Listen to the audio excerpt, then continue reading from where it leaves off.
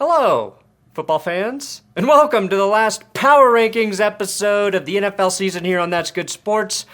Ranking just 4 teams seems stupid, but we've come this far, right? Tom Hanks, co-star of Bosom Buddies, drinks baby blood.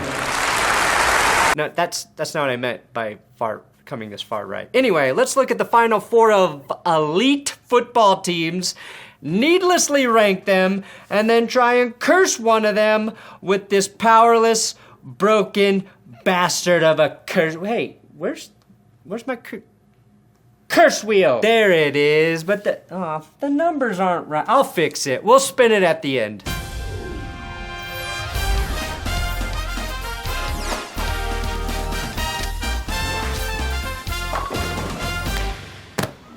If you don't want your team to lose, it's pretty simple. You subscribe to this YouTube channel. Now, today's episode is sponsored by Manscaped.com/goodsports. And oh my God, Manscaped finally created a full-throttle beard trimmer. I'm thrilled to introduce the Beard Hedger Pro Kit.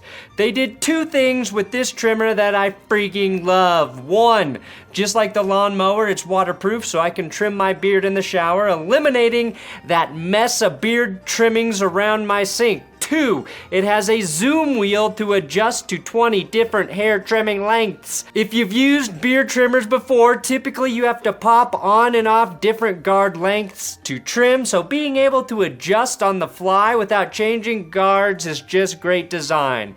Now, I'm not being hyperbolic. It's a perfect beard trimmer, and the Hedger Pro Kit also comes with beard shampoo, conditioner, and beard oil to give you everything you need for perfect beard maintenance and to nourish and grow an immaculate beard. Use my link below or go to manscaped.com/goodsports for 20% off your order and free shipping. All right, number 4, I've got the Bengals. And yes, you're welcome, Bengals fans, because this is exactly where you want to be. Disrespected, even after handling the Bills like you've got access to Daddy's bank account. If anyone is going to curse you, it's your own corner Eli Apple, who is the king of not knowing when to shut the fuck up. On the field and off the field, that man always takes the bait. Now, the Bengals defense against the Bills generated 28 total pressures with DJ Reader leading the charge up the gut.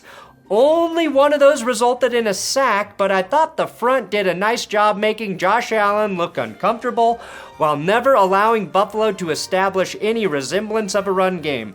Josh Allen and Patrick Mahomes, of course, play very similar football, a similar style anyway, so if you were able to do that to Josh, I'm confident we will see you do what you can only hope to do against that Chiefs offense. Slow them down. Safety Von Bell was the only defender who did sack Josh Allen. You will have to get to Mahomes without blitzing your safety though, Cincy, because you need everyone on that back end to be on the same page, and I don't know, cover Travis Kelce. Exactly what the Jags didn't do. In the first meeting this year, though, Cincy's defense limited Kelce to 4 receptions for 56 yards and that very costly fumble. Kelce feasted in last year's championship game with 10 receptions and a loss, but in the first meeting in 2021, he had just 1 catch for 8 yards.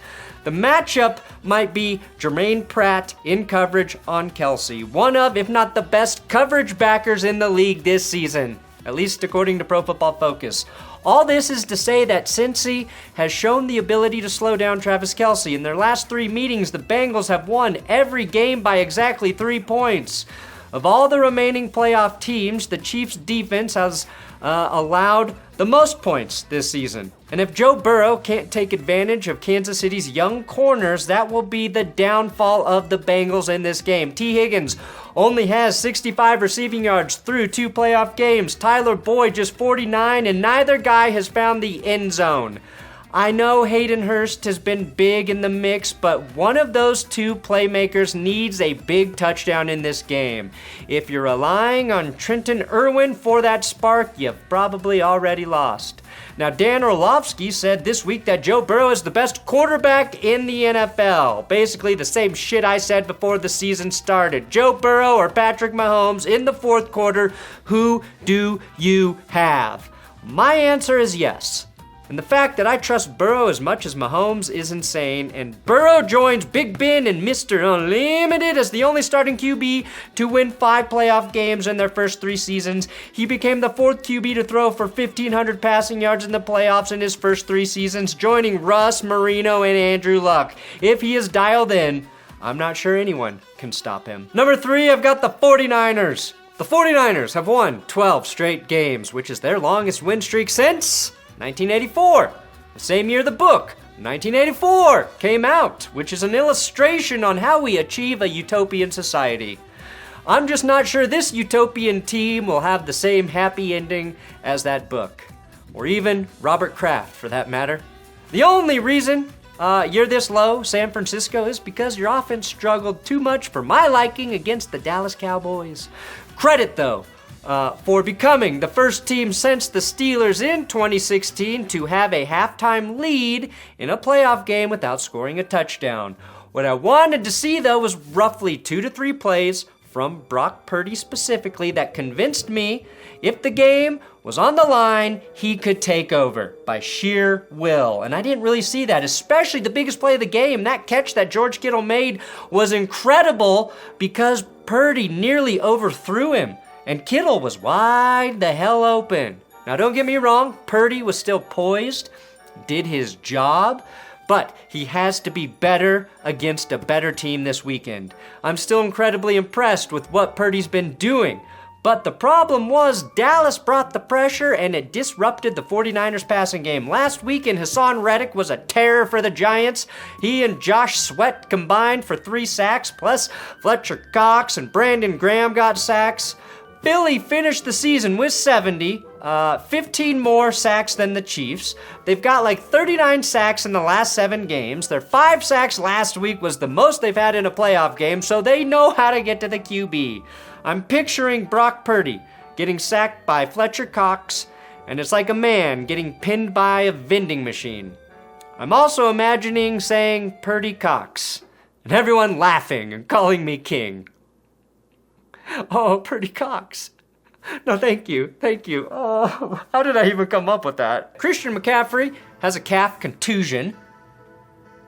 It's in his name, which clearly made him less effective against Dallas, and I think George Kittle is going to have to be used in the blocking department frequently, which may make the 49ers passing attack less effective. The good news is, even if McCaffrey's dinged up, Elijah Mitchell, if the feature back, can be the difference maker for the San Francisco offense. He and Deebo Samuel need to play their best ball of the year for the Niners to get that dub. All season, it has felt like the 49ers were the matchup nightmare for their opponents. And I kind of feel like the Eagles are the matchup nightmare for the 49ers. It's like they're the same fucking team, but Jalen Hurts can gash you for 80 rushing yards in addition to hitting a plethora of elite ball catchers. I do think Kyle Shanahan has the edge as a coach. But in my experience, the cool frat bro usually beats the shit out of the nerd. And we all know who Shanahan is in this scenario. I know what the fuck I'm doing. Number 2, the Eagles. Do you believe in destiny, Eagles fans? Of course you don't. It's another D you believe in, destruction. You're the only fan base to ever assault Santa Claus, but destiny may actually be on your side. When Nick Foles used his Peter North Pole to guide you to a Super Bowl win in the 2017 season, he orchestrated a 38-7 victory on January 21st over the Vikings. Jalen Hurts on January 21st defeated the Giants 38-7. Destiny. The Eagles are a terrifying matchup because of how well they control the line of scrimmage. As dominant as Travis Kelce was last week, his brother was just as good. But since he plays center, it does not show up on the stat sheet. Now, the Eagles also have the distinct advantage of serving as Brock Purdy's first East Coast game. Out of Purdy's 8 starts, 6 have been at home, and the other 2 were in Seattle and Las Vegas. Not exactly a long trip from Santa Clara. There's Santa again, okay? This is also the best secondary Purdy has faced all season. A lot of things have gone Brock's way. Crappy passing defenses This year has been one. It's kind of gone unnoticed, but Chauncey Gardner-Johnson returned 4 weeks after lacerating his kidney, and he's played pretty damn good. I feel like he's going to have a pick in this game.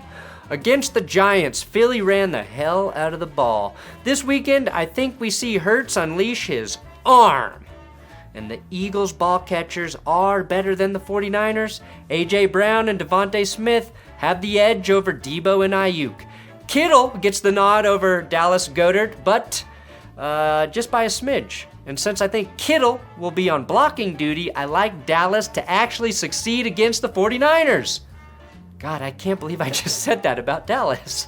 This game is why you traded for A.J. Brown, Philly, and now I want to see him get his touches. The opposite of Deshaun Watson, who got traded because of his touches. Number 1, it's the Chiefs. Normally, I say the Chiefs don't need to run the ball. Their offense is so well designed, so well executed by Patty Mahomes, that their passing game truly is better than any run attack. But with his high ankle sprain that Mahomes has, and I know they're downplaying it, I'd lean on Isaiah Pacheco. Pacheco has only been given more than 20 carries once this season, and I think for the first time ever, we see Andy Reid lean into the run to help protect his QB a bit. Call me crazy, but the Chiefs might be the team trying to eat clock and keep the opposing QB off the field. That is what I think they should do, which means you better be ready to see Patrick Mahomes throw it 50 times in this game. This week, Andy Reid said that this high ankle sprain for Mahomes isn't as bad as the one he suffered in 2019. So I went back to see what Mahomes did with a worse ankle sprain that season. Mahomes injured his ankle week 1 against, guess who? The Jags in a 40-26 blowout win. Week 2, when that injury was probably at its most painful, Mahomes threw the ball 44 times, completed 30 passes for 443 yards and 4 TDs. Now that was against the Raiders, so maybe we just throw that out, chalk it up to the Raiders being ass on defense. The following week, against a great Ravens defense, he was 27 of 37 for 374 yards and 3 TDs and a passer rating of 132. I have gone from thinking this injury may limit him to believing the Bengals are fucked. More alarming is that Patrick Mahomes has never won a Super Bowl without suffering a high ankle sprain that season to the Jags. At some point, you have to wonder if Mahomes should just have his ankles removed, like John Elway playing his entire career without an ACL. Now, we all know that the Steve Spagnuolo KC defense hits another gear late into the season and through the playoffs. Here's what Kansas City should be a bit worried about, though. The Bengals just beat 2 of the top 3 scoring defenses in the league, which means the Bengals offense now technically has their easiest matchup of the postseason. All right, let's do it. Let's curse somebody. Find me somebody to curse. Do do do do do do. Do, do, do, do, do, do. We getting a real curse?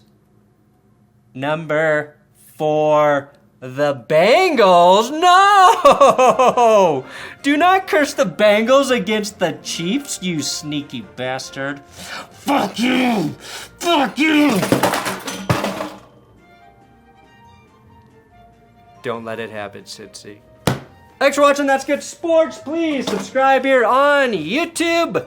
I'm on Twitter, Instagram at Brandon Perna if you care to follow me there, and come back tomorrow or Thursday, and we've got a balls deep episode on the 2006 Chargers.